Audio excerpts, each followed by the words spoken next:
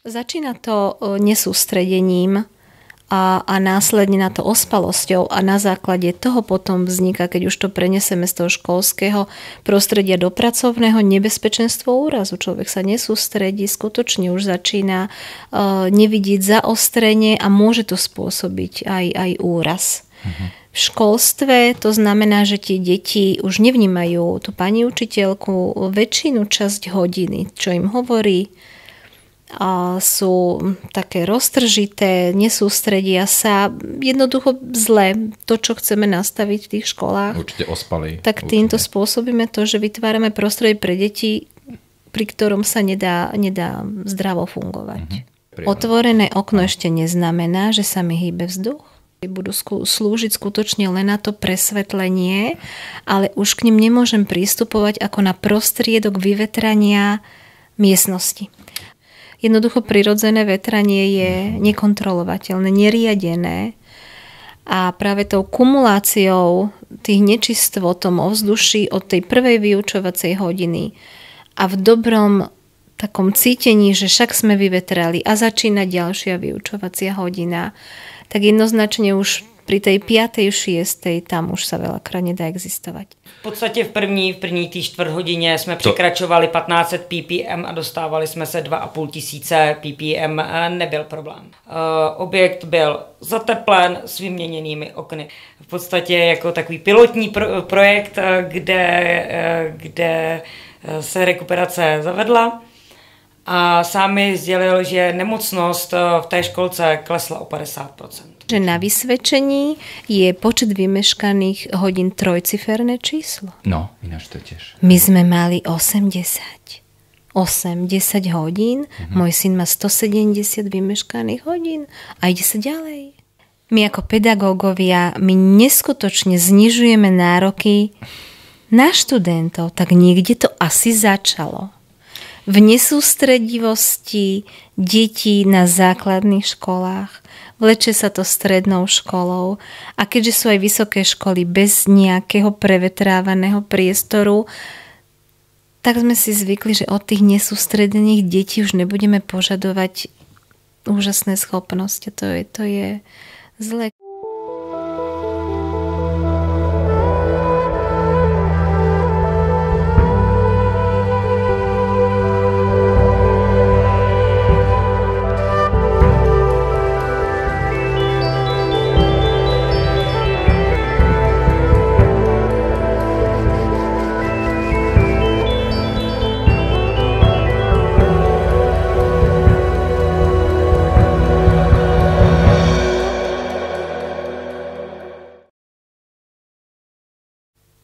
Pani Paříková, vy sa čomu venujete?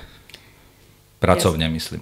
Primárně se věnuju větrání škol, veškerých vlastně veřejných budov, kde se shromažďují lidé. To je to, co dneska, čemu se věnuju.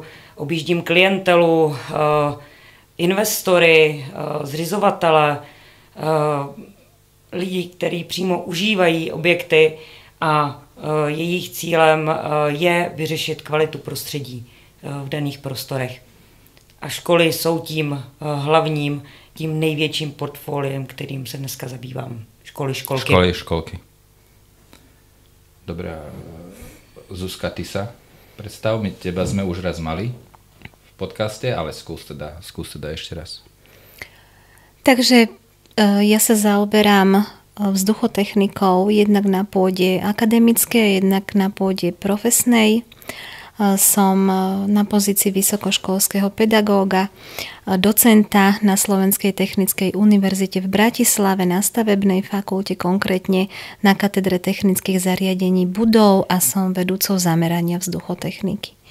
A tá moja druhá práca je, že som autorizovaný stavebný inžinier v kategórii 4 pre takmer všetky stavebné objekty pozemného staviteľstva, opäť so špecializáciou vzduchotechnika na vykurovanie.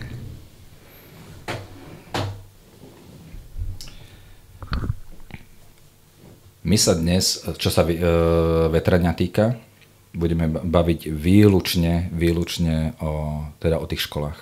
Preto v podstate sme tu v takom zložení s odborníčkami, teda jednak na vetranie vo všeobecnosti a jednak teda na vetranie vyslovene v kontexte škôlky. Ja by som začal tým, že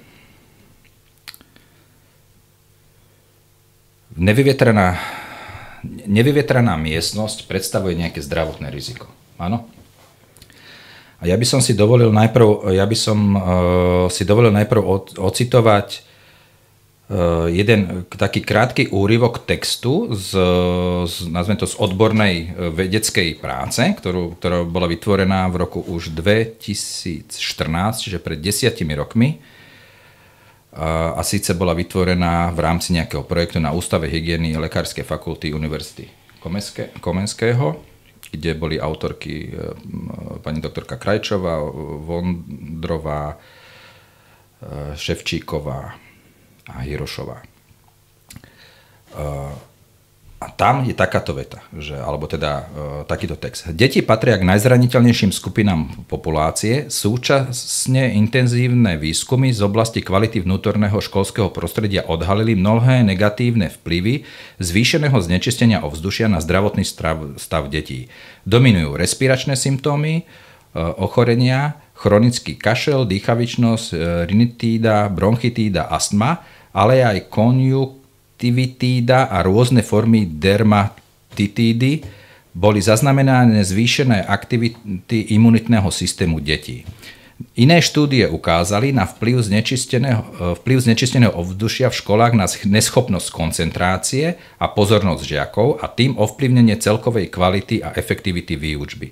Ochorenia v školskom veku, a to začne byť zaujímavé, ochorenia v školskom veku majú vplyv na celkový vývin dieťaťa a môžu priamo a nepriamo ovplyvňovať zdravie v neskoršom veku až v dospelosti. Zabezpečiť zdravé prostredie škôl je dôležité nielen z dôvodu znižovania detskej morbidity, ale aj pre ochranu a podporu telesného a duševného rozvoja detí.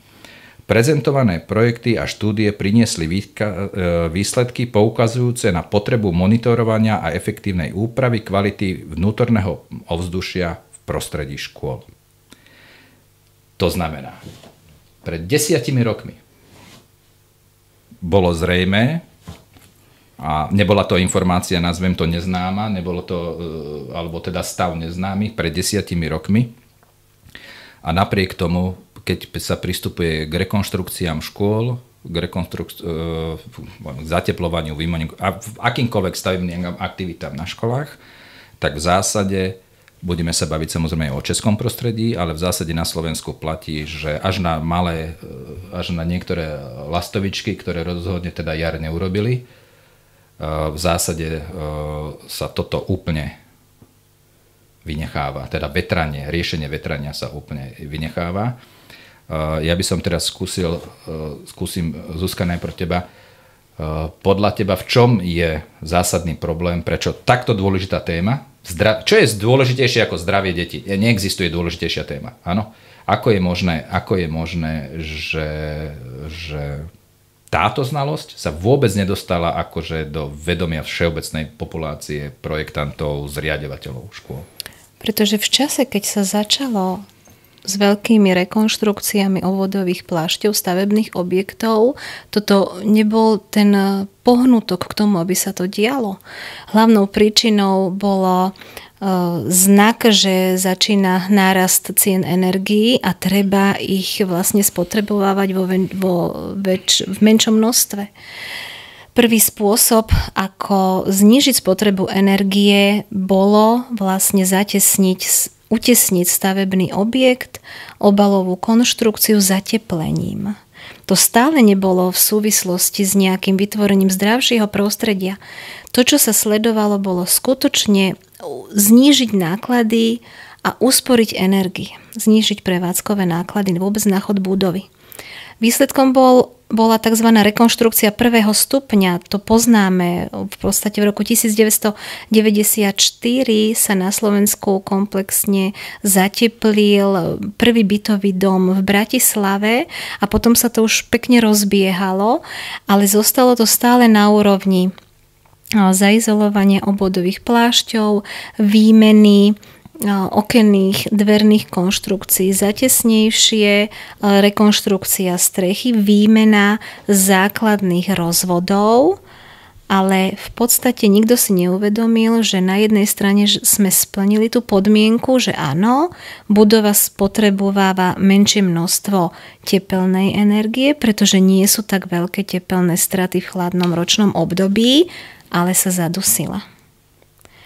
A o to markantnejšie to vzniká práve v priestoroch, kde je dlhodobý pobyt väčšieho množstva ľudí, a to práve tie školy sú. A to, čo sa doteraz nevšímalo, že na jednej strane sa ušetrili energie, tak síce máme dobrú budovu, ale s chorými ľuďmi. A konečne sa začíname na to pozerať už aj z pohľadu, kde je tá hranica, čo je dôležité, donekonečná šetriť na investíciách pre energie, alebo sa už aj pýtať, či v tých budovách je aj zdravé to vnútorné prostredie. No takto, lebo tá základná logika, keď sa tu bavíme o adaptácii na klimatické zmeny, áno, tak stále sa bavíme o tom, že my chceme adaptovať v podstate budovy a urbanizovaný priestor sú len nástrojom. V konečnom dôsledku chceme, aby boli adaptovaní tí ľudia na klimatické zmeny, aby tí mali kvalitu životného prostredia a aby boli zdraví, áno. Lebo to je cieľ, áno, že kvalita života ľudí je cieľom, ako ultimátnym cieľom adaptácie na klimatické zmeny, áno. A s tým súvisí zdravie. My tu teraz máme tú situáciu, že na jednej strane sa bavíme aj o tom, že musia byť ľudia odolní aj po zdravotnej stránke, musia byť silní, odolní po zdravotnej stránke a po psychickej stránke. A tu som sa práve dočítal, že to má vplyv na duševné zdravie dieťaťa. Áno.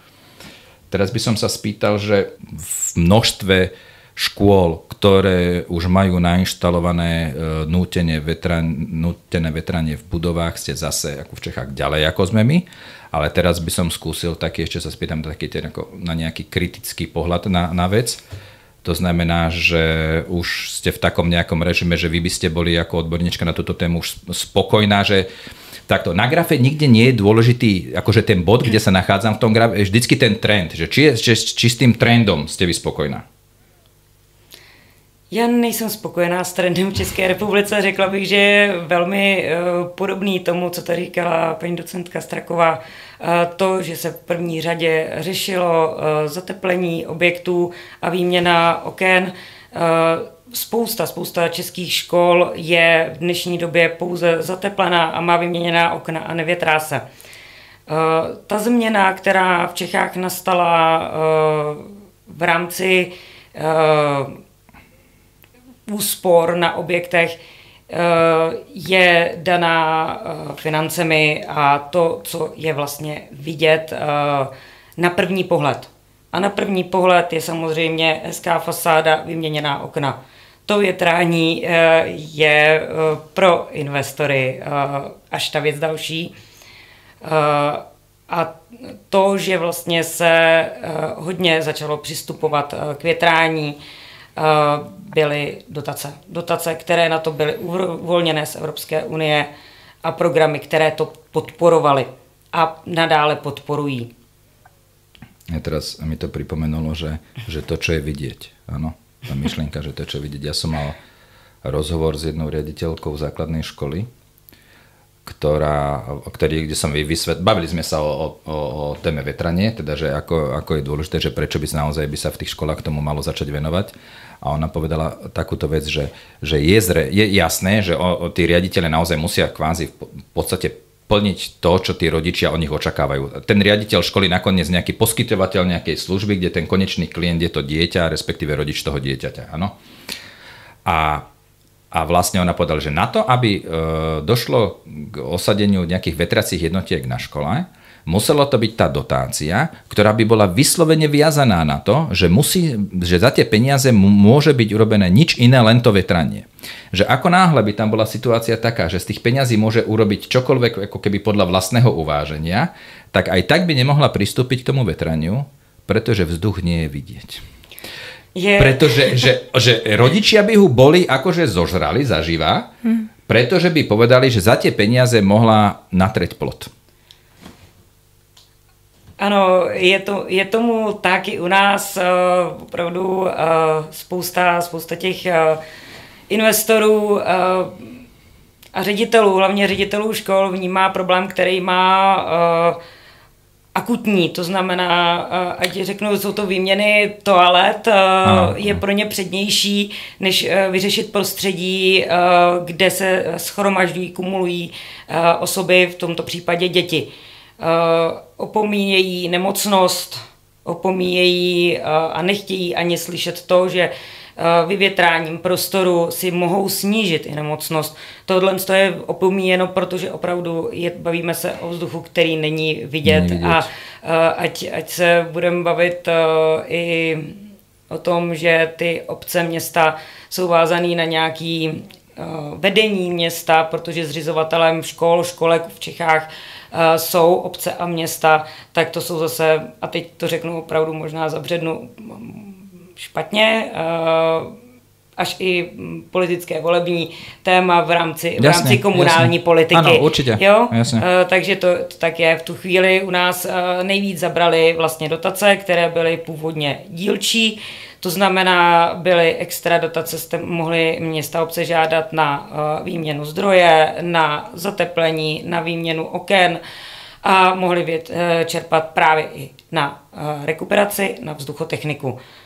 Dnes jsme se již dostali maličko dál, máme dotace pouze na komplexní projekty, což považuji za správnou cestu, protože ta vzduchotechnika nikdy nebude opomenuta a vždycky bude v tom daném objektu řešena. Problémem jsou spíš školy, kde již ty úsporné programy byly čerpány, to znamená objekty již mají nějakou energetickou třídu.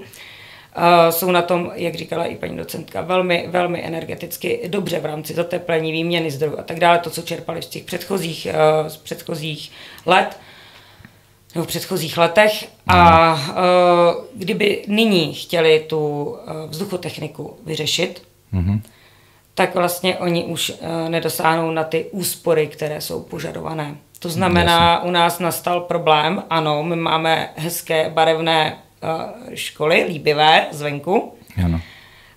Bohužel však s nekvalitním prostředím. Toto je podľa mňa jedna vec, že keď berieme, že odborníci alebo ľudia zúčastnení, toto, čo som prečítal o tom zdravotných dôsledkoch, to, že je napríklad aj merateľné, že povedzme, keď sú školy vyvetrané núteným vetraním, že dokázateľne povedzme, že chorobnosť klesne o 30% detí, áno, na už existujúcich príkladoch, tak v podstate je to o tých, a pri tých investíciách, čo sme sa bavili plot versus teda vetranie, je to v podstate o tých prioritách, že ako sa nastavujú tie priority. A teraz sa dostávame do takejto veci, že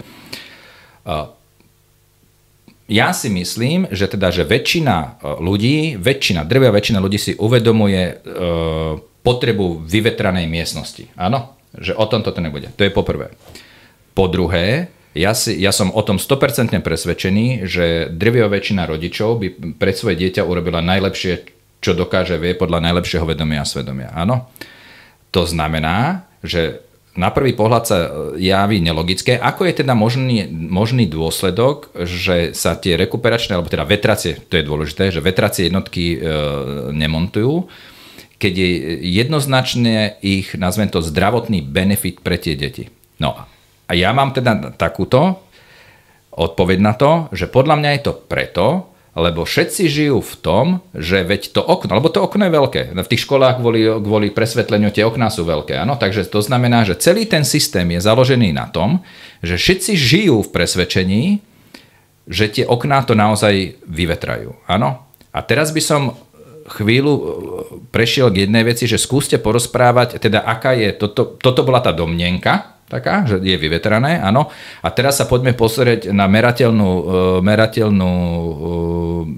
skutočnosť, ktorá sa teda merá v pomeru objemu oxidu uhličitého, čiže vydýchaného vzduchu na škole počas hodiny, o ktorej sa zriaďovatelia domnievajú, a rodičia takisto, že bola vyvetraná. Hej, že aká je teda tá realita? Skúsiš ty, Zuzka, najprv? Ja troška začnem v minulosti, že prečo je tak ťažko teraz a presaditeľné, že tá vzduchotechnika, nútené vetranie je dôležité, že bez nej sa v dnešnej dobe nezaobídeme. Pretože všetci tí väčšina tých rodičov detí v tých školách pochádzajú z bytových domov, z rodinných domov, kde skutočne to nútené vetranie neexistuje. Stále fungujú systémom, keď chcem vyvetrať, otvorím okno, zabezpečím nejakú výmenu vzduchu, až tak to nepocítim na nejakej spotrebe energii v rámci bytového alebo rodinného domu. Problémom len nastáva, že mení sa klíma, že to, čo sme my boli zvyknutí, že áno, že vyvetrám, nepocítim až taký veľký prievan a až tak sa mi to neprejaví v letnom období na navýšenej spotrebe chladiacej energie alebo v zime na spotrebe tepelnej energie. Teraz je to úplne inak. Pretože ten stav vonkajšieho vzduchu, čo sa týka teploty a vlhkosti, je takmer celoročne iný a zlý, než to, čo potrebujem vytvoriť vo vnútornom prostredí. A to bôž prievanovosti je ešte väčší problém.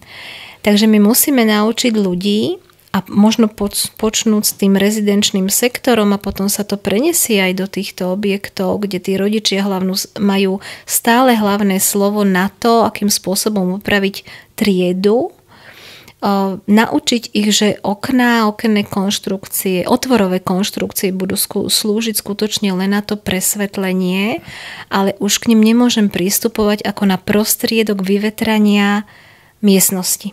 Pretože je to nedostatočné. Tak, ja tu mám celý že potom si prídeme, vyslovene si polopatisticky vysvetlíme, že prečo sa to vlastne fyzicky nedá urobiť. Áno? Ale teraz by som chcel najprv k tým ppm, teda čo sú, to je skrátka od čoho? ppm, particles per million, to je vlastne počet častíc na nejakú objemovú jednotku vzduchu. Čo sa v tom sa bavíme o CO2. Áno, je to koncentrácia oxidu uhličitého. To znamená, že normálna hodnota, poviem, v atmosfére, v lese alebo v nejakom čistom prostredí sa bavíme 400, tam sme na 400, 500, presne tak. Povedzme, že v tom meste to bude asi o niečo horšie. Určite. To sa budeme baviť čo? 600, dajme tomu, hej, podľa 800, 600. Taký normálny vzduch v miestnosti by mal byť na úrovni 1000. Dobre. A 1200 je ešte akceptovateľná hranica, pri 1500 už je to signál, že niečo musíme s tým vzduchom spraviť. 1500 je taká nejaká hranica, ktorú by v rámci, to sa môže povedať v rámci nejakej vyhlášky alebo v rámci nejakých normových predpisov, ktorá by nemala byť prekročená, pretože vlastne už dochádza k zhoršovaniu nejakých schopností sústredenia, už to môže mať nejaký vplyv vlastne na psychické, by som povedal, schopnosti toho jedinca. To sme sa minule bavili, že to už potom má aj vplyv na nejaký BOZP, lebo už sa nemôže tak sústrediť. Hej. A my sme sa minule bavili a budeme sa znova teraz chvíľku o tom rozprávať, že nie je výnimkou, keď v takej škole, teda či už ty, Zuzka, alebo vy nameráte 3000. Áno, dajme tomu. A viac. Hej? A teraz sa bavíme. Poďme si vysvetliť, že čo to 3000 ppm CO2 vo vzduchu, že čo to teda vlastne znamená z hľadiska toho užívateľa. Skús teda, Zuzka. Úplne laicky povedané, v tom nádychu nemám čerstvosť vzduchu. Dobre. A z jeho, nazvem to, čo to robí s jeho organizmom? Teda? Začína to nesústredením a následne na to ospalosťou a na základe toho potom vzniká, keď už to preneseme z toho školského prostredia do pracovného, nebezpečenstvo úrazu. Človek sa nesústredí, skutočne už začína nevidieť zaostrenie a môže to spôsobiť aj úraz. V školstve to znamená, že tie deti už nevnímajú tú pani učiteľku väčšinu časť hodiny, čo im hovorí, a sú také roztržité, nesústredia sa, jednoducho zle to, čo chceme nastaviť v tých školách. Určite ospali. Tak týmto spôsobíme to, že vytvárame prostredie pre deti, pri ktorom sa nedá zdravo fungovať. Já bych se ještě maličko vrátila zpátky k tomu, co říkala paní docentka na začátku ještě o tom, proč vlastně lidé nevnímají tu vzduchotechniku nebo nechtějí aplikovat do objektu. Já si trošku myslím, že je to dáno i tím, že ty generace před námi nebyli zvyklí, nebo si ani možná ty rodiče těch současných dětí neuvědomují, že ať přijdou do obchodního centra, do nemocnice, kamkoliv jinam, kde ta vzduchotechnika je součástí objektu, je implementovaná, musí tam být ten prostor, musí být vyvětrán, ale oni ji nevidí. Oni nezvednou oči, ač je třeba přiznaný vzduchovody, výustky a tak dále. Oni ty oči nezvednou, nevidí, nevnímají ji. Oni prostě jdou za tím cílem ať je to zdravotní objekt nebo tedy nějaký obchodák, tak oni to berou jako tam je nějaké prostředí. To, že by to prostředí mohli mít stejně kvalitní i v té škole nebo školce, je ani nenapadne, protože o tom pořádně ani nevědí. Je to pro informovanost lidí všeobecně. Áno. Jo, nemyslím si, že to je jenom o tom, oni to nevědí, že to tam vůbec je. Hej. Jo? Toto sme sa minule bavili vlastne presne o tomto, že človek sedí v nejakej kancelárii, v nejakom modernom administratívnom objekte, v zásade tam úplne sa do pohody, pretože tá jeho kvalita životného prostredia, toho vnútorného prostredia bola zabezpečená a že sa nezamyslí nad tým, že v túto istú minútu alebo týchto 8 hodín, čo ja som tu teraz presedel, moje decko presedelo tiež v nejakom prostredí a v jakom prostredí presedelo to moje decko. Presne tak, vo vydýchanom, v nezdravom. Ale stále im to nedochádza, pretože oni vnímajú, veľa na človeka pôsobí minulosť. Veď oni chodili do základných škôl, do stredných škôl, kde sa nevetralo nútene, prežili to, sú tu, v podstate sú zdraví tí ľudia, tak prečo by sa to malo nejak riešiť? Ale pritom na ich pracoviskách sa to už rieši, vôbec to nedávajú do súvisu, že už aj tam to treba riešiť, pretože tak ako je pracovisko pobyt dlhodobý, my to vnímame z hľadiska vyhlášky, že tam strávime minimálne 8 hodín toho pracovného času, tie deti sú tam veľakrát dlhšie, pokiaľ zrátame výuku plus poobedná družina, alebo na 2. stupni dlhšia výuka, jednoznačne ten a aj dlhší čas sa nachádzajú v nevetranom priestore. To ináč, toto je dobrá úvaha, že to je historicky, lebo že boli na to zvyknutí, veď aj my sme chodili. A sme tu a sme zdraví. Prečo by sme ale to na druhej strane fakt, že keby sa na to ten zamyslel iný, že ten človek, ktorý robí v nejakom, povedzme v štátnej správe a v nejakej tej starej administratívnej budove, kde ich potom, keď prídu takéto horúčavy, musia o 12. púšťať domov, lebo proste už to není prostredie, akože, kde by mohli vykonávať prácu, áno. Tak tento istý človek si hovorí, že a ako ja k tomu prídem a pritom pri tých nejaké firmy, nejaký ten súkromný sektor je v tých budovách, ktoré majú zabezpečenú kvalitu vnútorného prostredia, a že si nedá do súvisu, že počkať, veď vlastne to moje dieťa sedí v tej istej, ako keby kvalitatívne v tej istej budove a vlastne v akej sa teraz nachádzame. A ja v nej nechcem byť, lebo chcem byť v tom modernom nejakom biznis centre, lebo tam to majú ošetrené, áno?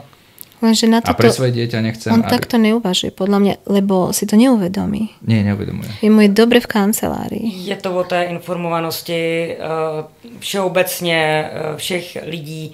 Je to málo medializovaný, málo se mluví o vzduchotechnice.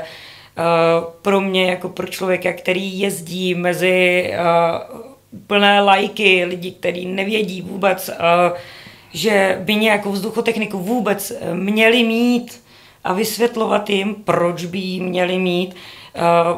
A když to řeknu ošklivě, prodávat jim vzduch je poměrně velmi, velmi složitý. Já jsem ráda, že se nás pobavila, opravdu. Nie. Na toto sme tu my na Slovensku hákliví, lebo u nás sa dotácie rozkrádali tak, že sme predávali teplý vzduch do garážových firiem. Teď jsem to řekla, tak jak to pocituju já z toho nějakého i technického obchodního hlediska. Pro mě, když se zase vrátím k té původní otázce, kterou jste měl, kvalita prostředí ve třídách, moje osobní zkušenosti. No, koľko ste namerali teda vy? Musím říct, že jsem nechávala měřáky na koncentraci CO2 ve školách třeba 14 dní s tím, že jsem ten první týden nechávala třeba na 1. stupni. Potom jsem přesouvala na 2. stupeň doporučením pro všechny kantory bylo fungujte tak, jak jste standardně zvyklí. Větrejte, kdy jste zvyklí větrat, chovejte se úplně normálně, jako by tam žádná krabička, žádný měřák nebyl. Ty grafy, kdy ta vydýchání vlastně toho vzduchu přicházelo, bylo po nějakých už třeba 10-12 minutách, když to zprůměrovalo se, tak určitě to bylo po 1/4 hodině, už nastával stav, kdy jsme tu hranici, pro nás je stále ještě, nevím, jak teďka změna probíhají u nás v rámci vyhlášek, ale bylo pro nás 1500 ppm, koncentrace CO2, stáhnu ještě zpátky trošku do Německa, Rakouska a těch západních zemí. Tam už jsou vyhlášky změněné a ty koncentrace byly ještě snížené na 1200 ppm. Takže toto se bude nyní i implementovat v rámci České republiky, takže i to zpřísnění na tu kvalitu toho prostředí vnitřního tady budou. Hygiena do toho hodně vstupuje se svými požadavky na kvalitu prostředí. Hodně je to teďka téma, které rezonuje v rámci té západní Evropy a vlastně už se natáhlo i zpátky k nám, nebo hodně k nám do Čech. Dobre, čiže 1500 v zásade bolo namarených po nejakých, ja neviem, rádovo minutách, 15, 20, to je jedno, 10, 20, to je vlastne jedno, že či to bolo 10 alebo 20 minút. Proste bolo to už počas prvej polovici prvej hodiny, áno? V podstate v první tý 1/4 hodině jsme překračovali 1500 ppm a dostávali jsme se 2500 ppm, nebyl problém. Cez 2500 nebyl problém. No. A bylo úplně jedno, jestli měřím ve škole ve středních Čechách, v severních Čechách, na Moravě, úplně jedno. Objekt byl zateplen s vyměněnými okny. To znamená, ten součinitel pro stopu toho tepla, který se vytvořil v rámci zateplení měny oken, no. Ten je vysoký, tím pádem vlastně už dál prostě nemám tu propustnosť tej budovy, to, co mi třeba vytvářeli staré okenní rámy, takže... Áno, lebo o tom toto je, lebo historicky, keď tam boli tie staré okenné rámy, tak v zásade vetrali, keď nevetrali, áno. O tom to je. Tak. Kdežto teraz vlastne s tými novými oknami a po zateplení v zásade na konci dňa to bol cieľ toho zateplenia výmeny okien, no, aby sa vlastne v podstate ušetrilo na tých energiách, aby sa vlastne aj celé to vetranie dostalo pod kontrolu, áno, pod kontrolu. No, ale to je aj dôvod, že pod takú istú kontrolu musíme dostať aj nútený prívod toho vzduchu do interiéru. Áno. A tu sa to ale zaseklo a na to sa už nemyslelo a ja ti poviem, že pod jakú kontrolu sa teda zriaďovatelia tvária, že to dostali. Áno. Ja som raz písal jednému zriaďovateľovi základnej školy nemenovanej, teda ako na škole v zmysle platných zákonov, vyhlášok, ako teda zabezpečujú kvalitu vnútorného prostredia z hľadiska CO2 vzduchu v triede. Áno. A dostal som odpoveď, že keďže tá trieda, pýtali sme sa nejakú konkrétnu triedu, áno, že keďže tá trieda má okná, ktoré sú otváravé, tým je zabezpečený, hej, tým vlastne zriaďovateľ zabezpečil to, že tam je vyvetrané. A teraz sa samozrejme musíme dostať filozoficky, ako keby, nie že filozoficky, ale my si musíme predstaviť, jak to tam funguje. Áno, a tá logika je, viete, on zabezpečil to, že keby to okno niekto otvoril, tak by k nejakému vetraniu došlo a naše zákony, vyhlášky, normy mu tento prístup umožňujú. Je to neměřitelné. Áno, je to neměřitelné. Toto, pakliže k tomu přistoupím z projektantského hlediska, to mě určitě paní kolegyně rozvine tuhletu debatu, pakliže se na to podívám z projektantského hlediska, tak vlastně žádný projektant nemůže spočítat a tím pádem dokázat a prokázat to, že to prostředí bylo větrané. Prokázání toho, že ten vzduch opravdu v tom daném prostoru, v té školní třídě, nebo školkové třídě byl vyměněn na základě otevření oken. To žádný projektant nedokáže spočítat, protože to nelze. Já hodně i těm investorům vysvětluju to, že když otevřou to okno tak v podstatě ten vzduch se jim mění jenom při těch oknech a než dojde úhlopříčně přes celou tu třídu, tak se ten vzduch nemusí hnout, oni by museli otevřít i dveře. Správné větrání jako přirozeným způsobem by muselo být křížem. Tak, k tomu sa dostaneme. Prečo je to vlastne fyzikálne nemožné, aby k tomu vyvetraniu došlo cez to okno. Ale mňa tu teraz ešte zaujala jedna vec z toho, že projektantské hľadisko, že to je nedokázateľné, áno? A tam je takáto vec, že čo je vlastne zaujímavé, je, že zoberme si nejaký úrad práce a to nejaké oddelenie BOZP, áno? Kľudne prídu zamestnávateľovi do fabriky, áno, a na tých pracovných miestach začnú merať luxy, začnú merať kadečo, len hľadajú, akože za čo by vyvalili pokutu, áno, zase. Dobre, férovo robia to ako keby s úmyslom, že naozaj tomu človeku musí byť zabezpečené nejaké pracovné podmienky, adekvátne tomuto storočiu a tejto zemepisnej polohe, áno, že sa nenachádzame v nejakej krajine tretieho sveta, áno, tomu rozumiem. Ako je teda možné, že žiadny takýto úradník nenapochoduje s tým zariadením, čo meria CO2 a nezačne to meriať v tých triedách, že či tým, keď už nie pre tie deti, tak pre tých učiteľov, že či teda sú v prostredí, ktoré spĺňa. Hej? Áno, u nás je to také podľa vyhlášky pracovního prostredí. Presne. Že ja tomu nerozumiem, ako to je možné, že toto nechodia merať. No lebo tá vzduchotechnika stále nie je prirodzenou súčasťou takýchto stavieb. A to je smutné. Proste vždy je napísané a nejak... Nie, ale ja to z iného uhlu pohľadu. Ja to z toho uhlu pohľadu, že keď mi ten zriaďovateľ školy odpíše, že on si svoju povinnosť splnil voči tým deťom, voči tým učiteľom, ako zamestnancom. Má poukazné měření. Tak potom ho musí byť schopný niekto prísť skontrolovať, či to naozaj dodržal. To znamená, že či tam to CO2 je, alebo nie je v tej hodnote, ktorá tam môže a nemôže byť. Tak... pokud není žalobce, není soudce. Takže v tu chvíli prostě nemá úředník zadáno, že má kontrolovat kvalitu prostředí. Ano. Tak a to musí v rámci Čech podle mě hygiena, nikdo jiný asi. Jasně. Tak to nikdo nekontroluje. Bavíme se tady to, co je měřitelné, to znamená, bavíme se tady o koncentraci CO2. V tom vzduchu samozřejmě to, co si myslím, že těm dětem také velmi, velmi ubližuje a není pro ně zdravé, jsou i prachové částice.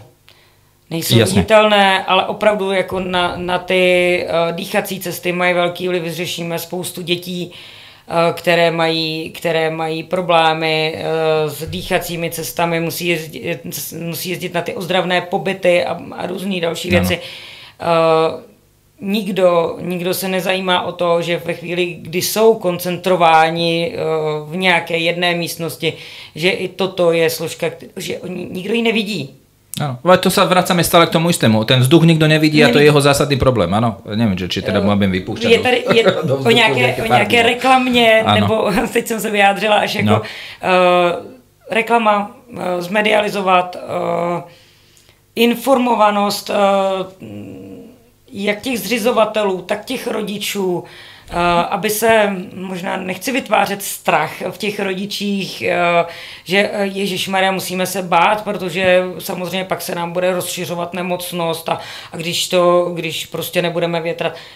Ale ono to tak ale je. Áno, takto. Ja by som to nenazval, že rozširovaním strachu, lebo rozširovaním strachu by bolo hovoriť o niečom, čo nemá riešenie.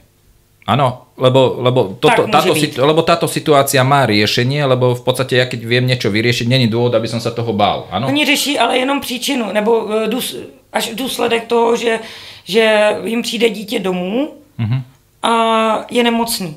Má třeba, já nevím, chřipku. Takže řeší léky. Ale to, že se mohlo nějakým způsobem, alespoň z nějaké části předejít té nemocnosti jako takové, tak to nikdo neřeší, protože prostě... A to je to, čo sme sa povedali, kde nie je žalobca, nie je sudca, zostáva už len akože na počudovanie, ako je možné, že tu nie je ten žalobca. Áno, keď teda žalobca z hľadiska kontroly kvality pracovného prostredia, tak je ich tu akože dosť plno, tých ľudí, čo to kontrolujú, tak jak je možné, že nikto nekontroluje tie školy. A teraz sa dostávame k tomu fyzikálnemu hľadisku, že prečo teda vlastne tým oknom sa to nedá vyvetrať. Áno, že to nie je možné. A teraz ja najprv poviem takéto nejaké, ja tu mám zo pár takých bodov teraz, ktoré chcem prebehnúť. A začneme následovne, že v zmysle, teraz už neviem, či to je vyhláška, normál, alebo jaké právne nariadenie, na jedného žiaka na Slovensku, ja predpokladám, že to vychádza z nejakých československých noriem ešte, takže to bude veľmi podobné, pripadá na jedného žiaka 1,65 m2 v triede. Áno? Minimálne. Plochy podlahovej plochy. Áno. Čo pri nejakej štandardnej výške, niečo medzi 2,7 a 3 metre, dajme tomu, sa budeme baviť, že zhruba asi 4,5 kubíka vnútorného priestoru prípada na jedného žiaka. A teraz na sekundu pripustíme tú hypotetickú rovinu, tú hypotetickú možnosť, že predsa len došlo k vyvetraniu tej triedy pred tým vyučovaním, áno, a že naozaj je tam teraz tých, povedzme, okolo tých 800 ppm, ktoré sa nachádzajú za tou fasádou z druhej strany, áno. Tak pokiaľ teda ten žiak, jeho plúcami prejde niekde na úrovni 25 metrov kubických vzduchu za hodinu a pri počte tých žiakov a hlavne teda, že nemusíme rátať celkový počet žiakov, dôležité je, že on na seba má tam len tých 4,5 metra kubického. Áno. V zásade to vychádza a teraz sa dostávame presne k tým časom, o ktorých ste vy hovorili, že za 12 minút tej hodiny, za prvých 12 minút nastane situácia, kedy každá tá molekula toho vzduchu už v nejakých plúcach bola.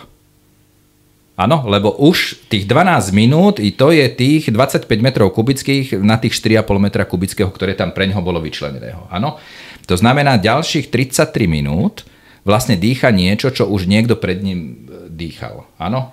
Čo na prvý pohľad sa ešte úplne presne neznamená, že obsahuje nejaký objem ppm, ale minimálne to indícia, to, čo sme sa pred chvíľkou teraz bavili, že pokiaľ v tých druhých plúcach už bola nejaký vírus, už tam niečo proste, nejaký dobrovoľník tam niečo doniesol, pretože bol... Ale to je normálne, lebo ten rodič nemôže akože nechať dieťa doma za každé jedno zakašľanie, áno?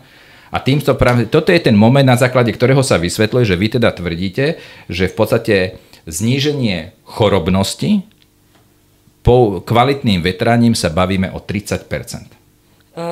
Ano, můžeme tak hovořit, protože i moje zkušenosti od investorů přímo můžu říct, že jedno nejmenované město má školku jednu s větranou, s rekuperací, jednu nevětranou a pan starosta mi řekl... Hovorí se tomu kontrolná skupina. Může být. Pan starosta vybral jeden objekt, v podstatě jako takový pilotní projekt, kde se rekuperace zavedla a sám mi sdělil, že nemocnost v té školce klesla o 50%. 50? O 50%. Je to pro mě neuvěřitelné číslo. Nezajistíme tím samozřejmě to, že ty děcka budou, nežijeme, nemůžeme je držet ve váku, je nesmysl instalace nějakých UVC lamp a úplná likvidace vlastně všeho. I spousta bakterií je pro nás přirozená a v tom ovzduší zdravá. Nemůžeme zlikvidovat všecko. Nebylo by to zdravé prostředí potom, bylo by to vákuum skutečně nesmyslné. Ale môžeme opravdu ovlivniť... O 50% len jednou vecou, že naozaj tam došlo k tomu vetraniu. Povedzme úplne ten opačný extrém, to je presne priestor s vákuom. Tam nikto neochorí, ale tam nikto neprežije. Okay, nulové PM častice, nádherné ppm, ale nikto tam neprežije. Teraz by som prešiel, teda vieme, že mali sme v tejto našich úvahách, mali sme dokonale vyvetraný priestor, pustili sme donútra deti, zavreli sme okno počas vyučovania z logického dôvodu, pretože za tým oknom beží premávka, pretože tam dopravná premávka, je tam prašnosť, je tam akurát máme situáciu, že tam je 0 stupňov, to znamená, nemôžem to okno nechať otvorené, lebo ten nešťastník, čo sedí pri tom okne, rovno má zápal stredného ucha. Áno, navýši sa. Jasne, navýši sa. Vykurovacie látky. Jenom to, že topím si na 22 stupňů v pobytovém prostoru, otevírám okno, v podstatě si vyhazuju ven to, co jsem zaplatil já jako zřizovatel. Áno. Ja by som zostal len pri tých zdravotných aspektoch, lebo poviem prečo, lebo podľa mňa ako Ten ja považujem za ďaleko dôležitejší v kontexte komunikácií alebo týchto informácií pre rodičov, ako to, že či škola ušetrí alebo neušetrí, alebo zriaďovateľ ušetrí alebo neušetrí na vykurovanie. To znamená, že v tejto mojej úvahe, keď sa posuniem, je to teda o tom, že začala hodina, zavreli sa tie okná, teraz sme si povedali prečo. Áno? Skončila hodina a ideme vyvetrať. Áno? A teraz vieme, že tie okná, čo sa povymieniali, sú väčšinou nastavené tak, že sa pri tom vetraní sa vlastne otvárajú len tzv. Vyklapačky, čo je zase z bezpečnostného hľadiska úplne logická vec, pretože hlavne povedzme na prvých stupňoch, alebo tak, že keď sa tam naozaj akože tie deti bláznia a proste robia, sú to deti, takže robia to, čo deti majú robiť, áno, tak z bezpečnostného hľadiska nechcem, aby som tam mal otvorené okno veľkosti 1x2 metre. Áno? No a teraz vlastne my sa bavíme o tom, že priemerne tá trieda reprezentuje asi 130 metrov kubických vzduchu. Áno?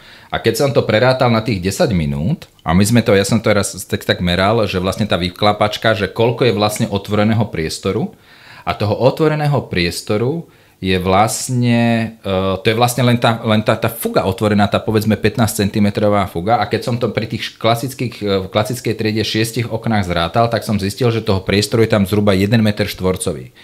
Takže my v zásade sa dostávame cez tú prestávku, aby sme si to uvedomili, cez tú prestávku sa dostávame do nasledovnej situácie, kde ja chcem 130 kubíkov, čiže 130 000 litrov vzduchu, áno, za 600 sekúnd dostať cez ten 1 meter štvorcový, čo by znamenalo, že v podstate ja musím každú sekundu 2 200-litrové, to znamená jeden dnu a jeden von, 200-litrové sudy vzduchu prehodiť tým 1 metrom štvorcovým. Takže aký prievan, aby táto situácia nestala, to znamená, že aký prievan, aká rýchlosť prúdenia vzduchu, však to by bralo zo sebou tie deti, pravdepodobne, že aká rýchlosť prúdenia, takže už len z tohto, keď si to takto človek podľa mňa, keď sa to takto píše, ako na drobné, poviem, hodí do excelovskej tabulky, tak z toho logicky musí vychádzať jedna vec. Za tú prestávku tým vetraním neexistuje, aby došlo k vyvetraniu tej triedy tak, aby sme boli na tých pôvodných, povedzme tých 800 ppm. To znamená jednu vec. Jak pribúda to vyučovanie, jak tie hodiny pokračujú, tak to ppm sa tam neustále zvyšuje. Sa to kumuluje. Ale aj tento predpoklad výmeny vzduchu nastáva len, keď vzniká tlakový rozdiel. Otvorené okno ešte neznamená, že sa mi hýbe vzduch. Čiže niekto na opačnej strane budovy musel... Nemyslím tak. Keď teplota v interiéri je rovnaká ako vonku, môže sa stať. No, jasne. Tak je nulový pohyb vzduchu. Otvorím okno, ale nulový pohyb vzduchu. Je to o rozdiele hustôt, ktorý pohne ten vzduch.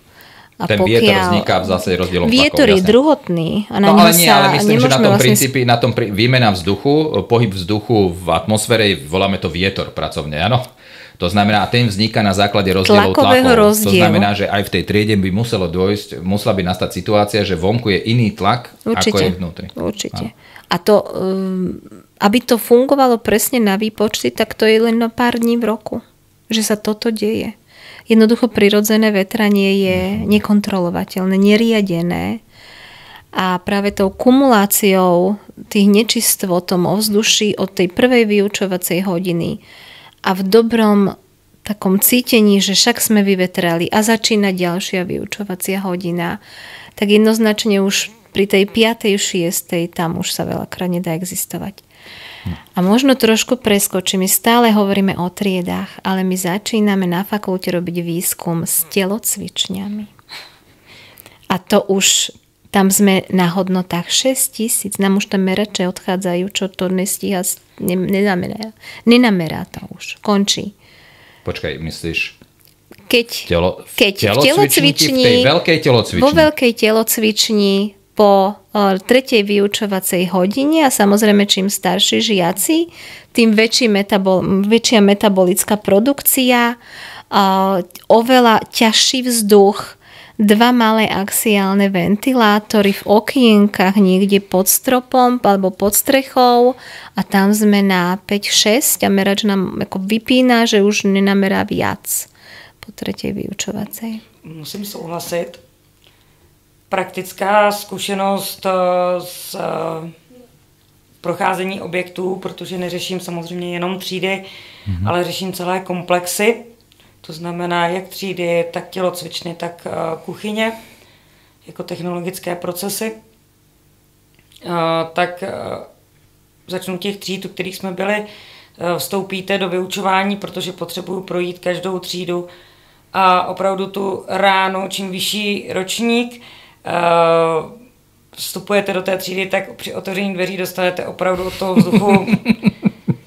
Je to opravdu velmi, velmi nepříjemné, čím vyšší ročník, tím je to horší a opravdu, co se týká tělocvičen, v rámci České republiky byla snížená dávka vzduchu na cvičící dítě. Měli jsme tam, nevím, jestli to teďka nebude nějak změněno, ale podle původních bylo 20 kubíků na cvičící dítě, což považuji za absolutně nesprávné. Ještě v předchozích verzích, nebo předchozích než se měnila legislativa, bylo 70 až 90 kubíků na cvičící dítě, s čímž naprosto souhlasím, stotožňuji se s těma 80-90 kubíkama na hlavu toho žáčka. Jo, aby se opravdu ten vzduch vyměnil, to co říká paní docentka, kdy jim nestačí opravdu měřáky. Je skutečnost, tělocvičny jsou dále, jsou nutno uvědomit, jsou to dost často pronajímané prostory. Ta škola je pronajímá na jogu, na florbal večer, na tanečky, já nevím na co všecko, to je prostor, který jim v podstatě vydělává. A prostředí je v něm nesnesitelné, najmě přes den večer, když tam přijdou nějaký ty cvičící, tak ještě dejme tomu možná trochu dobrý, ale přes ten den, kdy hlavně jsou tam ty naše děti, tak je to hodně smutný příběh. Tam už v prvej vyučovacej hodine, v druhom dni je ťažký vzduch, to nemá šancu sa vyvetrať. Nenapadol teraz k tomuto taký akože debilná pripomienka, že keď vieme, že tých 25 kubíkov vzduchu na žiaka je v zásade v kľudovej polohe. Sediaci žiak, sediaci dospelý človek má 30, dajme tomu, sediaci žiak má 25, áno, potrebuje kubíkov. A keď teda kedy bolo, že 70, alebo koľko ste vraveli? Na pohybujúce sa dieťa. Áno, pohybujúce sa dieťa. A teraz to znížili na 20, že či to nebude náhodou tým, že si všetci všimli, že už ani tie telesné výchovy nie sú to, čo bývali, že tam nepodávajú také výkony. Tak ale týmto smerom by sme nemali ísť. Tak. Jasne, nie, ale nie. Tímto směrem je zavádějící. Já to považuji za velkou chybu, která se stala. Předpokládám, že teďka s novou vyhláškou tam toto již nebude, protože opravdu při návrzích jsem si pomáhla samozřejmě tím, že půjdu přes koncentraci osob, nějaký maximální stavy v rámci tělocvičen, to znamená nějaký zápasy, setkání a tak dále, abych správně nadimenzovala množství vzduchu pro tu danou tělocvičnu. Protože kdybych opravdu měla využívat víc toho, že mi tam bude 30 dětí cvičit, tak v životě to nemůžu vyvětrat. Jedna praktická zkušenost, kdysi dávno do jednoho projektu jedna nejmenovaná projekce naprojektovala 2x650 kubíků vzduchu. Na velkou tělocvičnu. 2x650, to je v zásade v podstate ako 1,5 triedy, ako keby. Hej. Absolutně nedostatečné množství vzduchu na vyvětrání prostoru. A potom následná ta praxe v té dané tělocvičně byly telefonáty z ředitelny, že to nemají absolutně vyvětrané, že vlastně ta vzduchotechnika, kterou si tam nechali instalovat, je jim k ničemu. Ano. Jo, takže do tohohle toho ale tím se vysvětluje tomu jako a vysvětlovat potom tomu zřizovateli, že soudruzi z NDR někde udělali chybu, hej? Je to špatný potom. Jako, vrhá to potom i špatné světlo na tu vzduchotechniku. No. Jo, a ono se potom řekne, někde se něco nepovede a teď třeba řeknu, a zase je to příklad z praxe, nikde se třeba neřeknu, že ať je bude jakýkoliv výrobce, myslím si, že všichni se snaží produkovat takové výrobky, které budou kvalitní. A pak, když třeba bude proběhne třeba špatně montáž, tím se zase nechci nikoho dotknout. Jasně.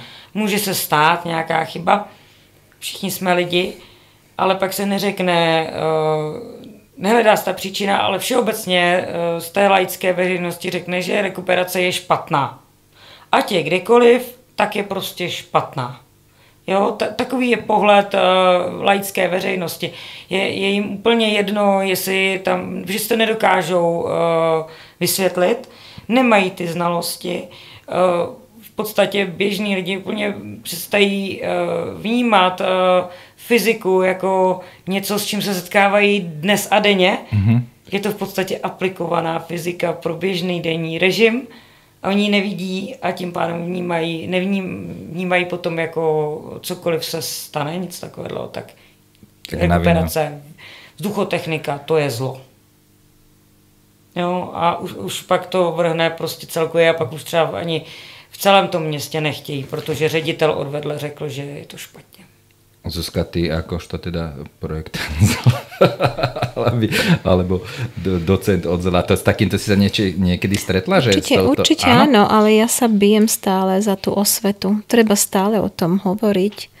A presne tak, ako sú už zabehnuté trendy v zdravotechnike. My sme už v minulosti hovorili o tom, že tu už nikoho nemusím presvedčať o tom, že toaleta je úplne základná súčasť domácnosti a nechodíme von na suché záchody, tak musíme naučiť tých ľudí hovoriť o tom, že nútené vetranie bude súčasťou už rezidenčných objektov až po ostatné objekty pozemného staviteľstva. Ja to tiež ináč toto vnímam ako keby, že prírodzený vývoj, tak jak mám ten môj životný príbeh vlastne môjho detka, ktorý keď staval v 56.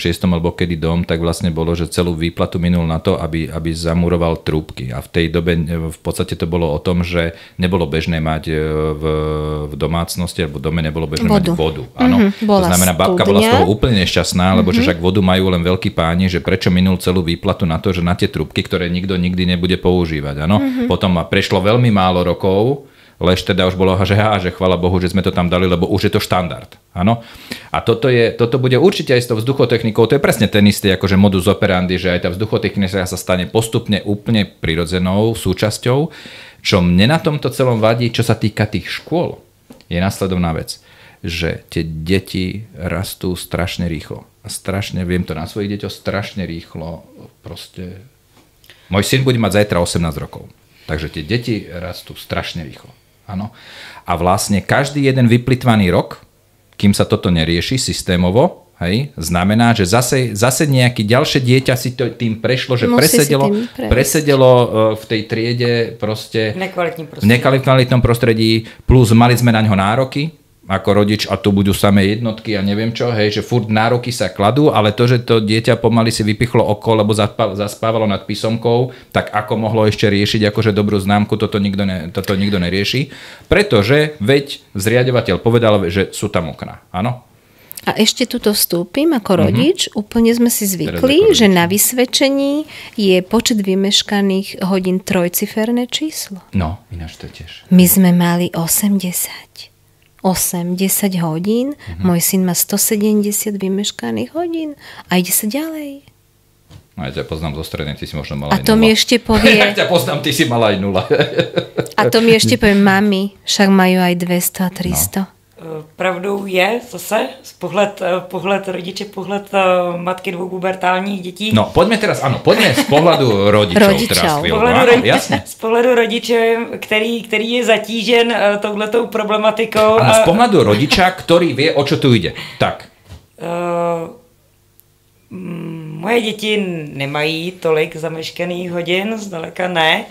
Spíš jsme naráželi na problematiku nařízeného větrání okny v době roku 2022, kdy probíhalo takovéto covidové období, nevím, jak to tady probíhalo na Slovensku, ale u nás bylo vydaný bez ohledu na vyhlášku prostředí, o tom, jak se má větrat okny, jak často, jaký intenzitě, to znamená každých 10 minut se otevře okno já nevím přesně, nevím, jak to probíhalo, nevím, jak to mělo, děti seděly každopádně v bundách ve třídách, protože jim byla pochopitelně zima, teď se dostal zpátky ještě k té energii a tak dále, do toho nechci stát. To znamená, mě se to jako matce, ano, děti sice byly ve větraném prostředí, ale byla jim zima, stejně se nesoustředili na to, že se mají učit, protože se věčně řešilo to, že se má v nějakém pravidelném intervalu otvírat to okno. To znamená, opět je to nekontrolovatelný, neřízený a pro mě jako pro mámu absolutně nepochopitelný, proč tu dochází k takovýhle absurditě. Ano. Jo?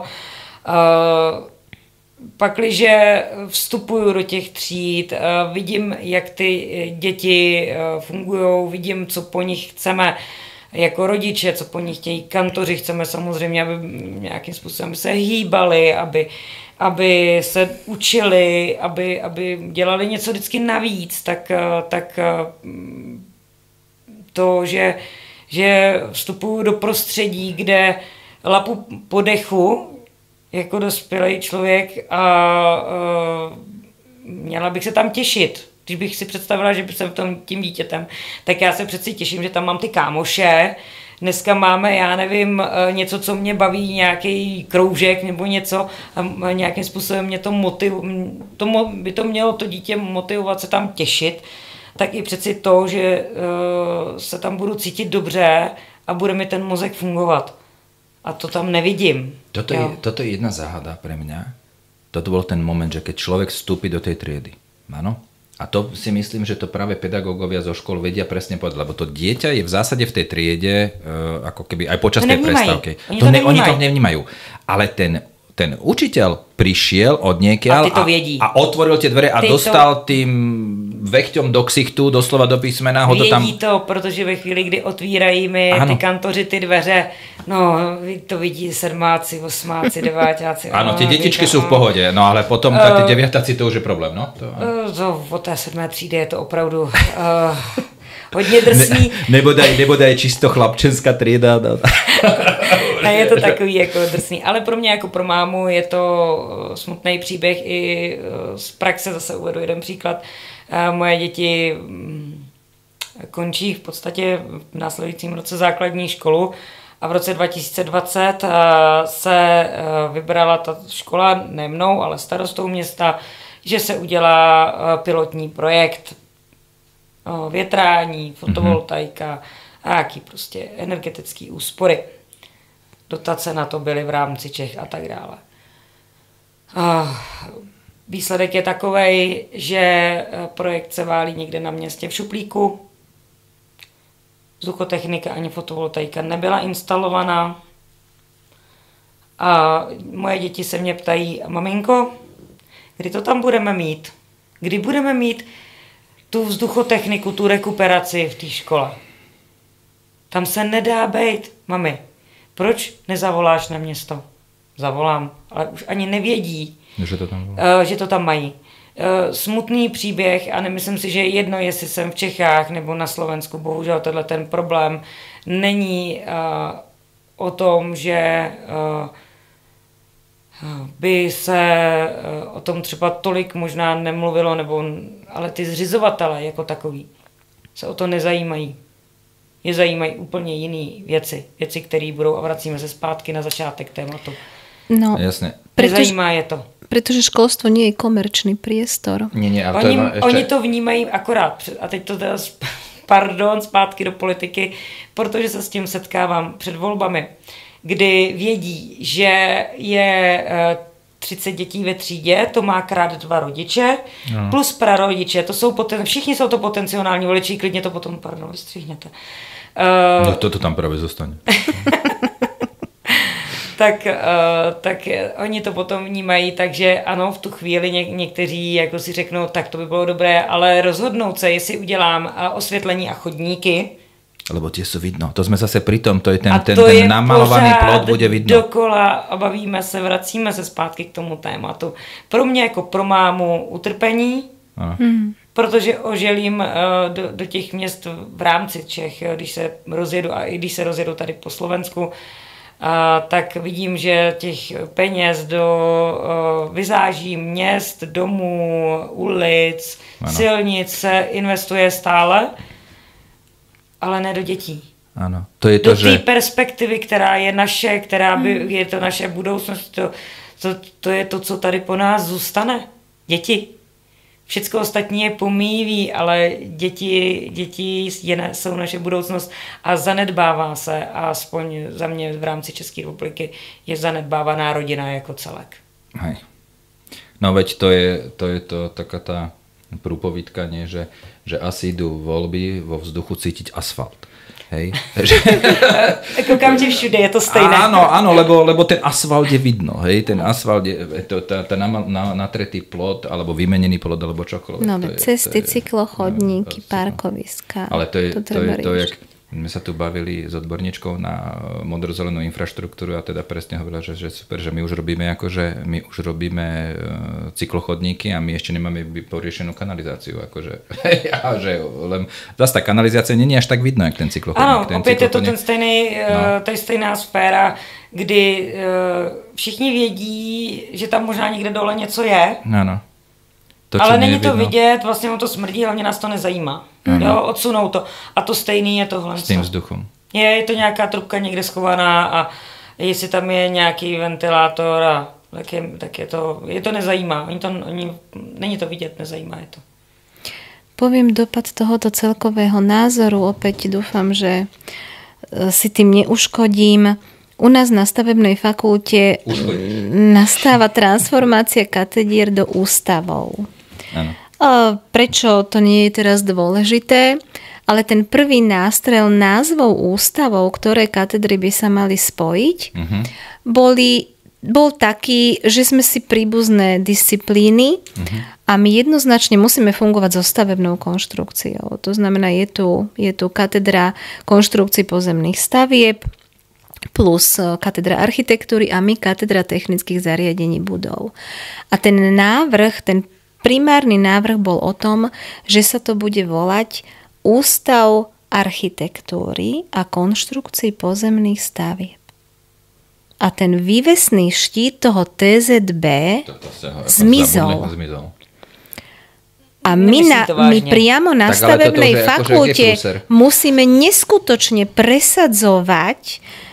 To je firemná politika v zmysle, keď prídem o vývesný štít, to sa stratí v tom povedomí. Nikto nebude vedieť, nikto nebude znát, nikto nebude fungovať. V Košiciach na Technickej univerzite skončilo TZB. Tam už je len ústav konštrukcií pozemných stavieb s oddelením TZB. Realita je o tom, že postupne sa vytrácajú predmety. Šokovaná som bola, však sa stále poznáme s tými ľuďmi. Zrušil sa predmet vetracie klimatizačné sústavy, kde sa tí študenti učili dimenzovať sústavy. Nie je potrebný. V Bratislave sme už jediní, ktorí to ešte naučíme na Slovensku. Že to není potřebný, pakliže součástí dnešních moderních staveb, aspoň tedy v rámci České republiky, už nepostavíte budovu bez toho, aniž by měla větrání nucený. Nepostavíte, prostě to neprojde to vyjadřovačkama na úřadech. Tak jak je možný, že se zruší, neřekne se, že není potřebný obor TZB, pakliže je to nutnou součástí stavby. Nerozumím tomu, považuji to za scestný. To je totálně kontraproduktivné. Sejde zmysly. No. Presne.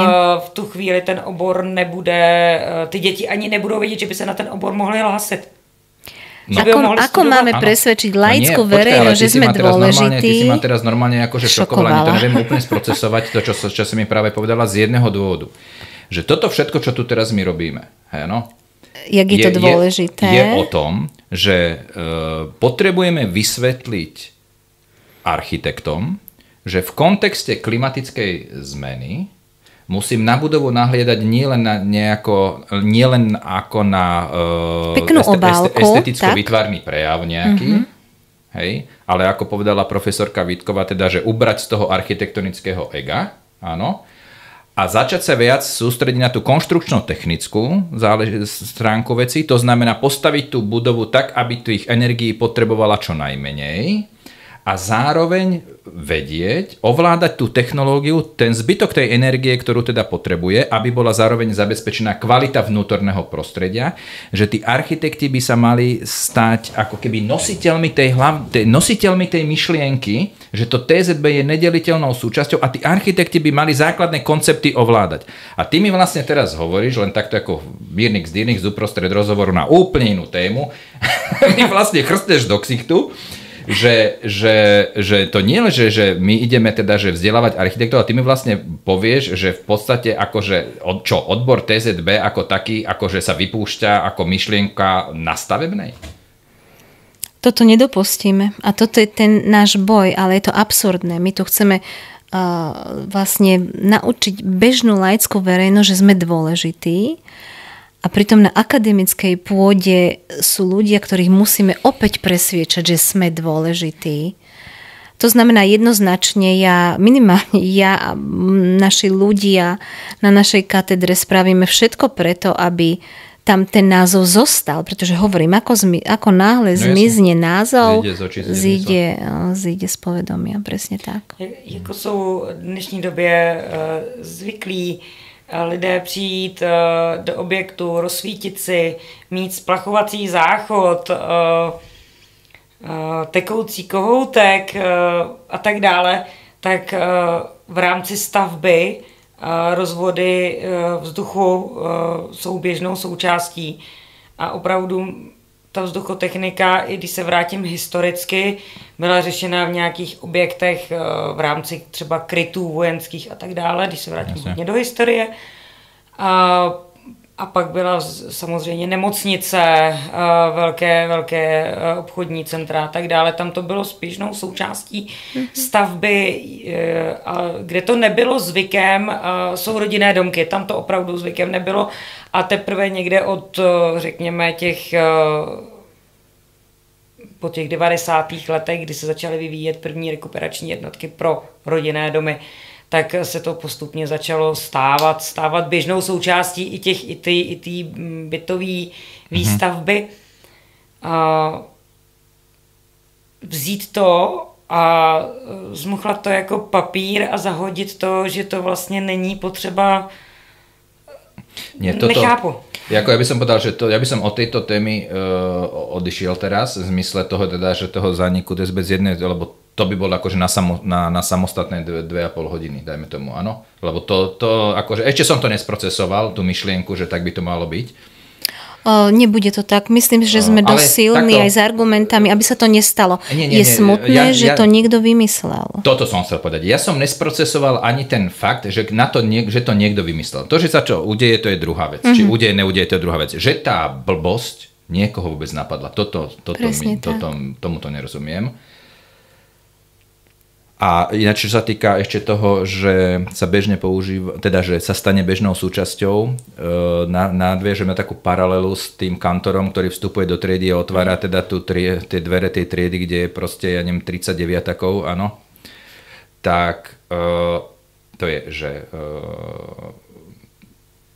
my bývame v dome, v byte alebo v prostredí s rekuperačnými jednotkami, áno. Ja keď vojdem a bývam tak povedzme koľko je, 13 rokov, áno. To znamená, ja keď vojdem niekomu do bytu, do domu alebo tak, ja to v zásade okamžite cítim, že tu na niečo nesedí, že toto není v poriadku, lebo ja som zvyknutý, že keď vojdem do interiéru, mne sa v zásade nič nezmení, áno.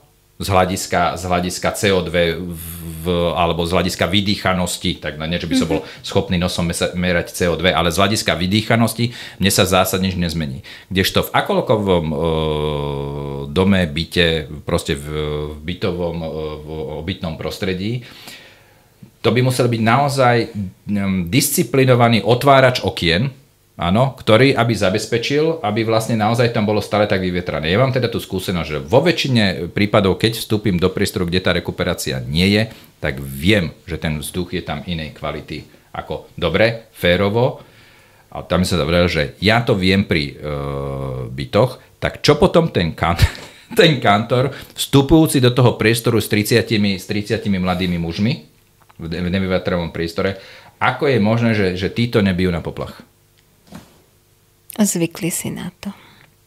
Snaď povedia, no tak si tu troška vyvetrajte a ide sa ďalej. A tým, že ten kantor zase je v tej triede, ľudský organizmus nemá až také silné senzory, že by mu to vadilo. Zvykne si a to je to zlé.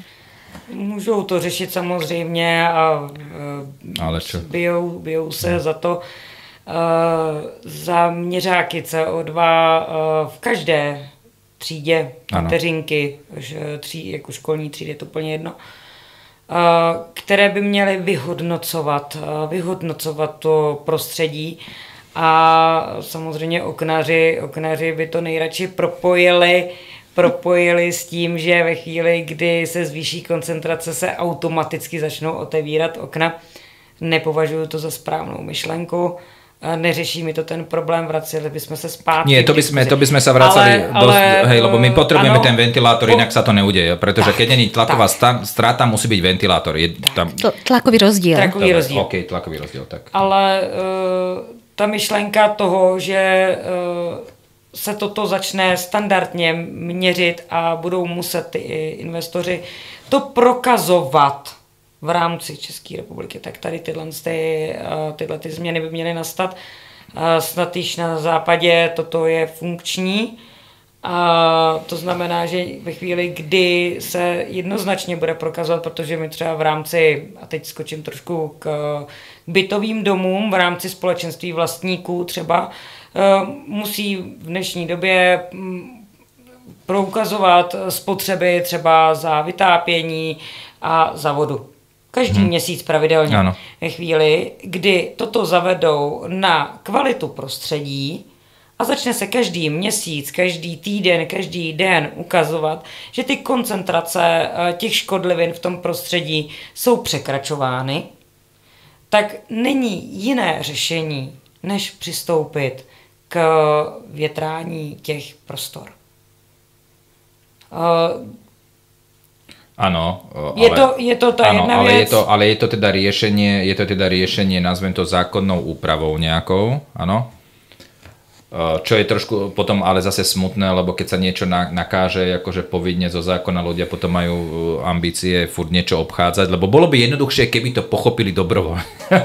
Že keby si to uvedomili a poviem to a s radosťou. Je diametrálny rozdiel, či to zariadenie, alebo čokoľvek, čo sa týka adaptácie na klimatické zmeny, je diametrálny rozdiel. Či to budem robiť z donútenia, lebo musím, lebo niekto ma proste zákonným spôsobom do niečoho dotlačil a som vnútorne nespokojný a buď to obídem nejakým, lebo vždycky nejaká skulinka sa nájde, alebo teda ja to síce urobím, ale budem na to nahnevaný, alebo ja tvrdím, že to treba úplne obrátene ísť na to a to znamená, že ten človek sa musí predsa tešiť na to, čo ide robiť. Čiže ja sa budem tešiť na to, že to moje dieťa bude mať, alebo či už teda ako rodič, alebo ako učiteľ, alebo riaditeľ školy, že ja sa budem tešiť na to, že to moje dieťa bude mať vyvetrané. Je fakt obrovská radost vidět starostu,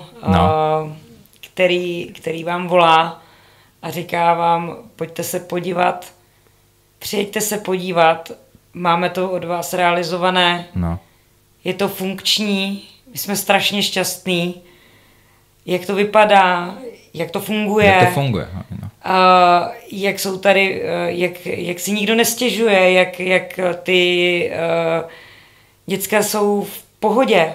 Je to hrozná radost slyšet potom ten výsledek od toho samotného starosty, ředitelky, když si před vás stoupnou, mají opravdu ten široký úsměv a vítají vás otevřenou náručí a říkají vám, pojďte se na to podívat, to je prostě skvělý.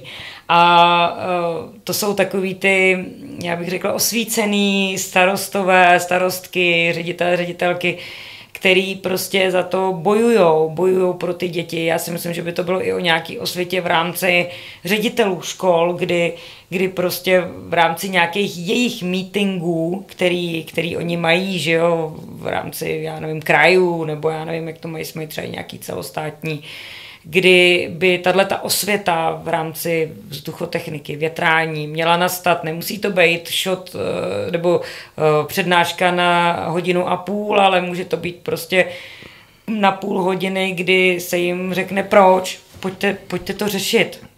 Máte tam ty vaše děti. Jo. Takže tohle si myslím, že by mohlo být jednou z cest osvítiť tí riaditeľe. Ale aj z takého praktického hľadiska, teraz keď sa vyslovene o tých riaditeľoch bavíme, áno, že keď niečo sa snažím zabezpečiť, aby niečo fungovalo, tak ako spoločnosť sa dostaneme do takej už situácie, že v zásade, keď niečo nefunguje, väčšinou je to ako, že ľudská chyba, že human error niekde nastane, áno. A to je úplne logické, pretože ja keď mám vetranie zabezpečiť tým, že dám nejakému učiteľovi, školníkovi, komukoľvek pokyn, každý deň vykonaj túto akciu, urob toto, sprav toto. Tak v zásade môžem sa len spoliehať na nejakú dôveru, či sa to v skutočnosti naozaj reálne udialo. Plus tam mám ešte to riziko pre toho riaditeľa, že keď to okno otvorí, tak je to vlastne nejaké narušenie bezpečnosti tých detí. A namiesto toho v zásade môže byť tlačítko, čidlo, čokoľvek, niečo, čo sa deje bez toho, že by na to myslel. Proste, že v zásade bez toho, že by sa čo i len ja neviem, raz za rok niekoho spýtal a otvárali ste tie okná, nezabudli ste tie okná otvoriť, že v zásade je tam nejaké čidlo, sníma CO2 a to sa samo spúšťa, samoriadi. Už len hlava by sa mu vyčistila, že už na to v zásade nemusí mysleť. Hej. A ja ešte by som chcel povedať, a pritom je to taká blbosť, to bol tiež z nejakého filmu, a pritom je taká blbosť, že 2 ventilátory oproti sebe, ktoré fúkajú vzduch oproti sebe. Akože to není akože toto není raketová veda. Áno? Že to není nejaké zariadenie proste hogo-fogo, to je zariadenie, ktoré vyslovene funguje takým spôsobom, že keď sa spustí, tak ono môže ísť, nemalo by ísť v jednom kuse, lebo však kvôli úsporám energie, ale my sa bavíme o tom, že tie ventilátory sa budú točiť 15-20 rokov a okrem výmeny filtra vlastne netreba s tým nič robiť. Ano? Že to viacej energie spotrebuje ten riaditeľ na to, aby kontroloval tých učiteľov, poťažmo alebo niekoho, nejaký dozor, alebo niekoho, že či vyvetrávali. Viacej energie minie na to, aby skontroloval, ja neviem, v nejakom intervale, či sa vymenili alebo nevymenili filtre. Jednoznačne, ak chceme pravidelnosť, musíme vylúčiť ľudský faktor. Ľudský faktor, áno. Bohužiaľ je to tak. Ale tak ja s tým súhlasím. Ale zase, férovo, alebo aj ten férovo-letný riaditeľ má iné veci na robote, však má úplne iné zodpovednosti, úplne iným by sa mal veciam venovať, ako neustále kontrolovať, sledovať, že či mu niekto otvoril alebo neotvoril okna. Áno, keď potrebujem niekde mať cyklus v pravidelných interváloch, nechám to na stroje. Jednoznačne. A mať to ako človek pod kontrolou, ale len v zmysle kontroly. Ale nie toho výkonného zásahu. V rámci České republiky celé tyto projekty se ve většině případů v rámci dotací daří realizovat a spokojenost těch zřizovatelů, potažmo kantorů, rodičů a i dětí tam nastává. Opravdu musím říct, že těch škol, které jsou realizované se vzduchotechnikou, byť třeba řekněme jenom třídy nebo jenom tělocvičná nebo prostě alespoň nějaká část, byť by to měly být jenom kmenové třídy, tak ta spokojenost těch investorů nastává, protože oni do té doby nevědí, co vlastně od toho mají očekávat. Velkou brzdou, která nastává, myslím si, že v rámci obou republik, jsou finance. Finance, který to skutečně brzdějí. Ty investoři do toho nechtějí ty peníze vkládat a ve chvíli, kdy se rozhodují, tak priority opravdu předají někam jinam, ale myslím si, že opravdu je to o nějaké osvětě, nejenom architektů, nejenom lidí na té technické stránky, kteří se podílejí na těch rekonstrukcích těch staveb a na těch adaptacích jako takových, ale právě hodně o těch zřizovatelích, to je, který oni musí pochopit a začít vnímat a začít se na to vlastně těšit. Těšit, že vlastně dají těm dětem to prostředí, do kterého se budou rádi vracet. Nejenom barvičkama. Tak, áno. A ja by som povedal ešte jednu vec, že ani nie tak zriaďovateľ alebo riaditeľ, teda ten, čo to robí, ale že podľa mňa by sa najprv mali na to začať tešiť tí rodičia, si to uvedomiť, lebo na konci dňa aj ten zriaďovateľ, aj ten riaditeľ školy v zásade žiak, poťažmo rodič, je jeho klient. Áno. A v podstate mal by sa chovať tak, aby v podstate konal v záujme svojho klienta v tomto prípade. Áno. To znamená, že tu musí najprv vzniknúť tá, nazvem to, spoločenská objednávka, lebo keď tí rodičia začnú na to tlačiť, že halo, teraz sme sa dozvedeli, áno, že vlastne nedá sa oknom vyvetrať, to znamená, že to moje dieťa, ste mi zabudli povedať, že to moje dieťa tam sedí v nevyvetranom. Prosím vás, pán riaditeľ, namontujte tam jeden merač CO2, tak na 2 týždne, pozrieme sa na to, že v čom tie moje deti vlastne vydržíte. A potom podľa mňa zákonite musí nastať tlak, ktorý vlastne tento systém, keď tak nazvem, teda tie zriaďovateľa proste nemôže ustať, pretože to bude potom otázka, aj čo sme sa bavili o tom asfalte, že čo je vidno, čo je nevidno, lebo na konci dňa ten politik vždycky kvázi musí robiť určité opatrenia tak, aby bol populárny. Tým pádom, keď toto bude otázka, keď toto bude požiadavka, potom bude populárny tým, že zabezpečil ten čerstvý vzduch, napriek tomu, že ten čerstvý vzduch nie je vidieť. A ja by som ešte k jednej veci, takú poslednú, pokiaľ máte nápady, kľudne ešte môžeme ísť ďalej, ale nerad by som vynechal jednu dôležitú vec, súvisí to v zásade s klimatickou zmenou, a to je následovná vec, a to je vlastne prehrievanie priestorov. Áno? Teda sme stále v škole, áno? Tá logika veci je následovná. Škola je zavretá júl-august, je zavretá. To znamená, vtedy, keď vlastne sú klimatizácie najviac potrebné, vtedy v tej škole ona potrebná nie je. Áno? Pretože tie deti tam nie sú v tej škole. Každopádne my sa dostávame do situácie, kedy vlastne už jún začína byť docela akože brutálna záležitosť. Teploty. Áno, ale ten jún má ešte takú jednu vlastnosť, že ešte tie nočné teploty, denné síce už nastúpali, ale tie nočné sa relatívne držia ešte akože, že sú relatívne chladné. Áno. A teraz, čiže prebieha v budove nasledovná vec, keď zasvieti, no to, že samozrejme, že keď sa robili obnovy budov, žiadna budova nedostala školy, nedostala vonkajšie žalúzie, to by bolo zase na samostatný 2,5 hodinový, áno. Ale teraz je vlastne následovná vec, že samozrejme, keby niekto povedal, že dáme klimatizáciu do školy, tak akože si myslím, že väčšina rodičov povie nie, práve preto sme pri tých zdravotných rizikách, že či to bude dobre spravené, či to na niekoho nebude fúkať, či nedojde k tomu sick building syndrome, hej, že viem si objektívne predstaviť, že by mohlo táto myšlienka naraziť na odpor. Ale tá teplota v tej triede v tom júni je založená na nasledovné veci. Prehrial sa jeden deň, drvivá väčšina 99,9 periodických budov škôl u nás sú murované a železobetónové stavby. Áno, to znamená veľká akumulácia. To teplo, čo sa tam v ten jeden deň dostalo, to tam vlastne zostalo celú noc. A na druhý deň, zase keď sa ten priestor začal prehrievať, tak zase nezačínal z nuly. Začínal z toho tepla, čo si naakumuloval už minulý deň. Áno. To znamená, že jedným z riešením je to, že docieliť, aby sa v zásade celú noc prevetrával priestor tým chladnejším vzduchom zvonku, aby ten chladný vzduch sa dostal zase naopak, aby sa tie múry, tie podlahy a to všetko to tie masívne stavebné konštrukcie naakumulovali tým chladným vzduchom, aby to ráno, keď tie deti prídu do školy, aby tam nemali pozostatok tepla z minulého dňa, ale aby tam mali, poviem, že teplotu tej noci, ktorá sa práve odohrala. Áno?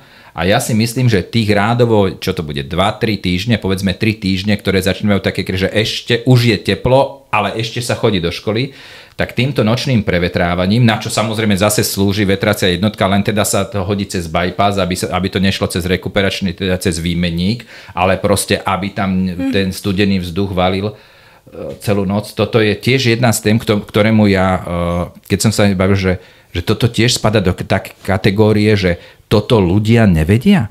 Lebo že ľudia nevedia, že keď nechcem mať teplo, tak musím si v noci vyvetrať, lebo oni v tej škole nemôžu v noci vyvetrať tým, že otvoria okno z objektívnych príčin, pretože bezpečnostných, pretože zlodej, pretože vtáci, pretože čokoľvek. Tam proste nejsou. Áno, lebo tam nikto nemôže nechať otvorenú budovu, keď tam nikto v nej nie je. Áno, však to je logické.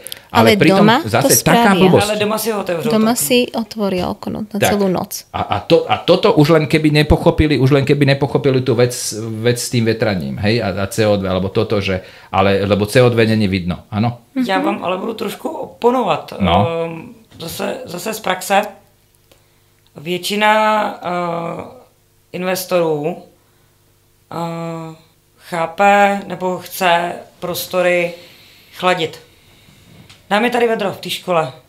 Obrovský zisky z okenních ploch a tak dále. Děti, opět zisky, počítačový, učebny a tak dále. Mateřinky, kam vlezete a vstoupíte a je tam opravdu vlhko a teplo. To jsou nejčastější a řeknou mi v rámci aspoň naší republiky, že je zajímá, nám je tady prostě horko, vyřešte to. Děláte tu vzduchotechniku, tak to nějak vyřešte. Ano, noční předchlazování je cesta, velmi dobrá cesta v rámci toho, že vlastně ty nejteplejší měsíce jsou ty děti mimo objekt. Ano. To je určitě správná cesta.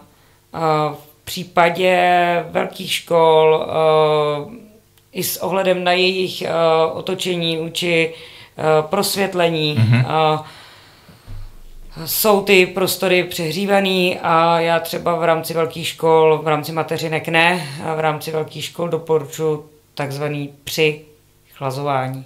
To znamená ne výpočet vzduchového množství na zisky, což jsou obrovská potom vzduchová množství, aby vůbec byl ten chlad možný přenést tím vzduchem, ale na přichlazení toho vzduchu v rámci té hygienické dávky, která se na tu školu počítá. I v rámci centrální úpravy toho vzduchu bavíme se o řádu, já nevím, 3, maximálně 5 stupňů, který dokážu tím přichlazením. Což je furt ještě přirozené a pak, když máme v červnu 26 stupňů, ano, tak já můžu mít přirozeně 22, 23 stupňů ve třídě a bude to velmi, velmi příjemné. Áno, ale je diametrálny rozdiel, či pri tom prichladzovaní, či je to vlastne o tom, že ja potrebujem energeticky a tým pádom množstvom prúdiaceho vzduchu, lebo vzduch má, ja hovorím s domátorkou takú jednu vadu, že má strašnú malú mernú tepelnú kapacitu. On je slabý na prenos energie. Energie je slabý, to znamená, na to, aby som preniesol určité kilowatthodiny, potrebujem veľa kubíkov preniesť z bodu a do bodu. Proto sme sa bavili o tom, že ja hovorím ne o chlazení, ale pri chlazení, který zvládnu v rámci hygienické dávky vzduchu. Áno, objemový prietok stále zostáva rovnaký, len ho schladím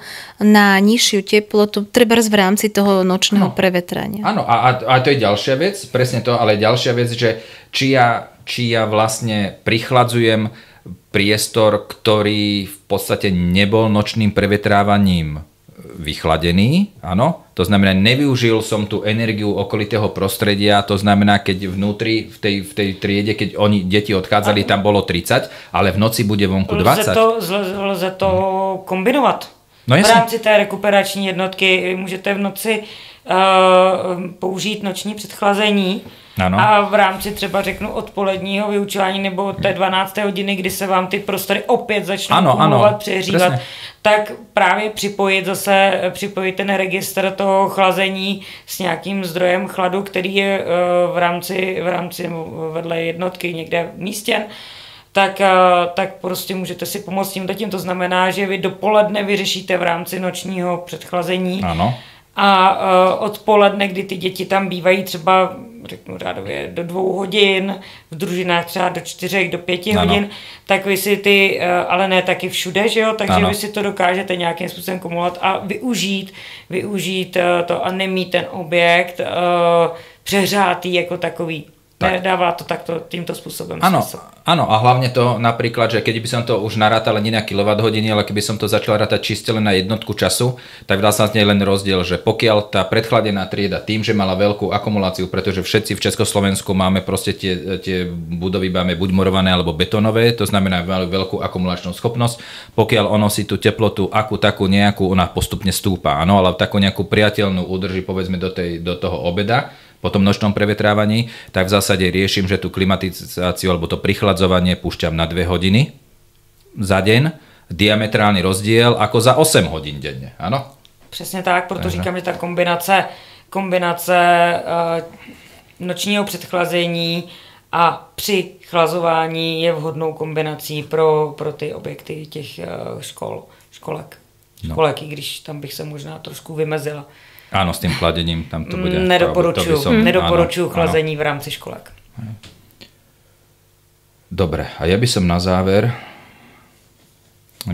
záver vás poprosil taký nejaký čo teda akože spraviť? Ja teraz nemyslím, že my traja, ale akože kade je teda cesta, len poprosím ťa, Zuzka, jednu vec, že inú odpoveď akože viac kričať, lebo minule, ale ja rozumiem tej myšlienke, len ja som nepochopil, že nie kde kričať, zviditeľniť sa. Že, ale ako... S tým TZB. Skúsme taký jeden nápad, každá jeden nápad, že ako teda, aby som to upresnil moju otázku, akou cestou teda vysvetliť, a teraz nehovorím s riaďovateľom, rodičom, ktorý by mal byť ten hlavný argument, ktorý treba tým rodičom, teraz nehovoríme o ceste, že či sociálne siete, alebo médiá, alebo čože, ale ktorý je podľa vás teda ten hlavný argument zo všetkých, ktoré sme si teraz povedali, čo by mal byť ten hlavný moment, ktorý by ten rodič naozaj mal pochopiť, aby si povedal tak a dosť bolo. A teraz mne je jedno, že či je plod hrdzavý, červený, zelený, alebo nenamalovaný, alebo jaký, áno. Mne je jedno, že či ten asfalt je mierne rozbitý alebo není rozbitý, alebo že či potrebuje mať naozaj, že každú chvíľku nový asfalt. Že ja naozaj chcem, aby teraz tá škola spravila to stop. Veci, ktoré nesúvisia so zdravím môjho dieťaťa, ako priamo nesúvisia so zdravím môjho dieťaťa, idú bokom a priorita teda musí byť zdravie môjho dieťaťa a ja si teda chcem, aby vy škola ste tu naozaj skutočne vetrali. Že ktorý ten argument by u tých rodičov mal byť akože to zdravie, to je jasné, že to zdravie, ale že ako vysvetliť, že to zdravie je priamo súvisí s tým vetraním? Ten základ je v histórii, že ako náhle máme vzduch stagnujúci, je ložiskom všetkého nezdravého. To už vedeli naši starí rodičia, nevetraný priestor, zlý priestor, tajomný priestor. Ľudia sa ho báli a fyzikálne povedané, že je to pravda, pretože sa v ňom hromadia mikróby. Je to priestor, ktorý, keď do ňoho vkročím, hneď to zlé vdýchnem a výsledok je vlastne chorý organizmus. Ja osobne si myslím, že keď dostaneme nútené vetranie do rezidenčných objektov, to znamená z toho, kde tí ľudia žijú a tam sa to stane už niečím, čo byť musí, tak už ich ani nenapadne sa posúvať v tom živote do iných budov.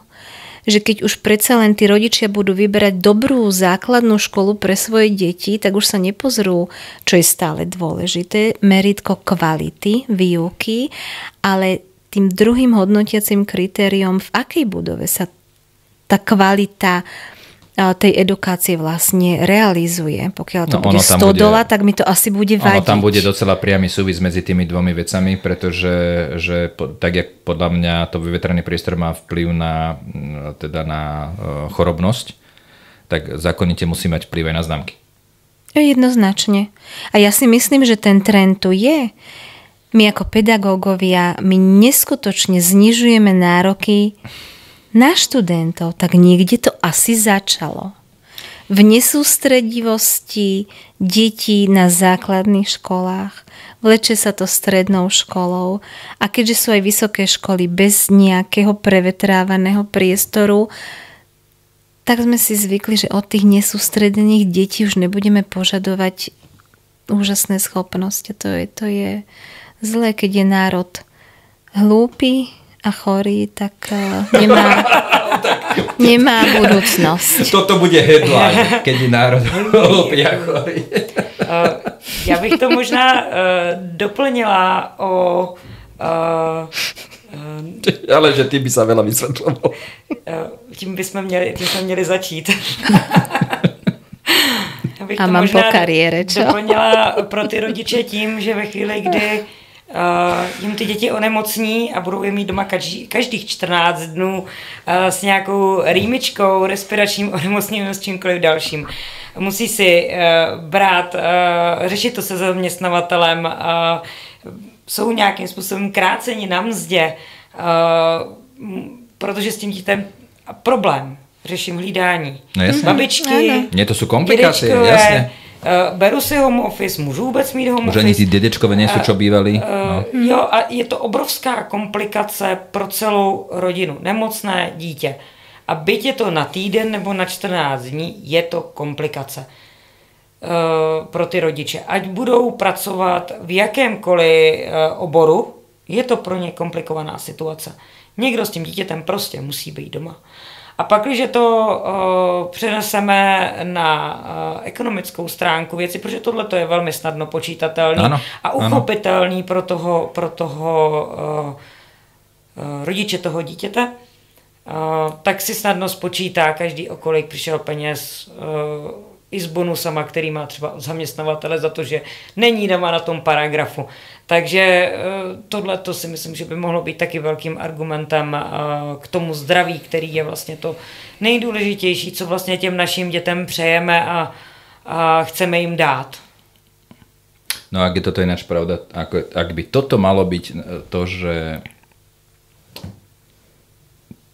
že toto by mal byť nakoniec ten ultimátny argument, že sa to, lebo ak vieme povedať, že áno, že znížila sa chorobnosť o 50%, to teda ja som doteraz žil s informáciou, že o 30%, ale dobre, nejaký priemer, dajme tomu, OK, zostaňme niekde niečo, čokoľvek medzi 30 a 50%. To je, áno, že to je zmerateľná, vyčísliteľná hodnota, vyčísliteľná v peniazoch, áno?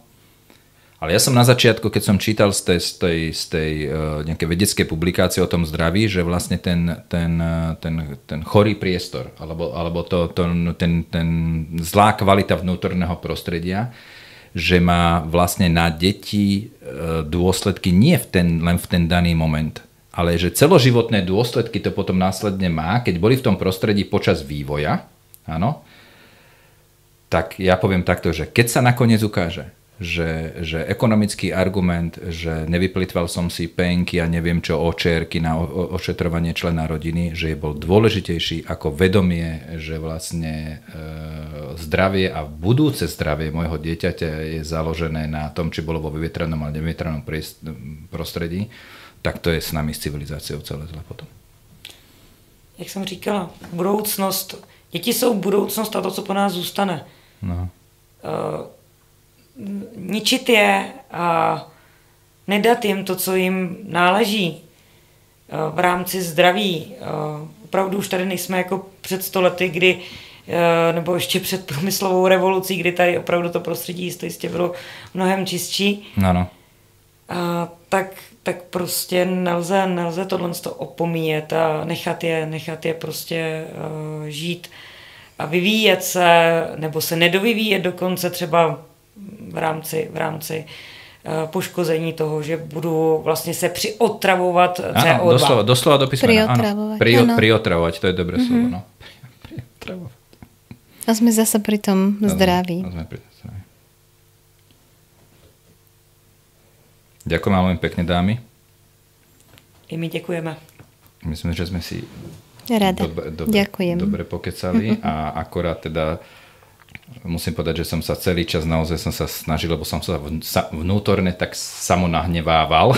Tak keď na túto tému príde, tak ja vyslovene sa musím držať akože že vedome v kľude, lebo mne to naozaj akože dvíha adrenalín, hlava neberie čokoľvek. V roku 2021 musíme sa byť o vzduch. O vzduch.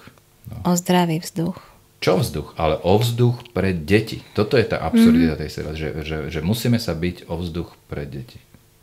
Áno. Tak. Tak. Ďakujem pekne. Ďakujeme. Děkuju.